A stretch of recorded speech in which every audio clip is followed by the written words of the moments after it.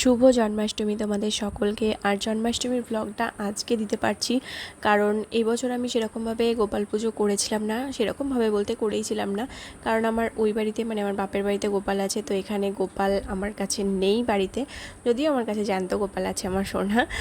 তো যাই হোক না কেন, সেই কারণে এবছর পুজোটা করতে পারিনি। আজ এই বছরটা ওকে নিয়েই আমার সময়টা কেটে গেল। তো দুপুর টাইমে মা আর ছেলে দুজনে একটা লম্বা ঘুম দেওয়ার পরে ঘুম থেকে উঠেছি, দেখো তারপরে দুজনেই চেঞ্জ করে নিয়েছি, কারণ গরম পড়ছে তো ঘেমে গেছিলাম, তো সেই কারণে। তারপরে এই যে মা তাল ঘষছে, আজকে বড়া হবে সেই কারণে। আর মাকে তাল ঘষতে দেখে ও তো মাথা খারাপ, মানে ঠাম্মি কী করছে, আমি ওখানে যাবো সেরকম একটা ব্যাপার।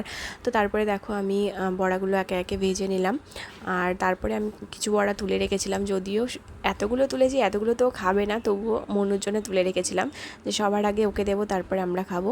তো ওর মুখে একটুখানি দিয়ে দিলাম, আর ওর কেমন লেগেছে জানি না, দেখে তো মনে হচ্ছে খুব একটা ভালো লাগেনি।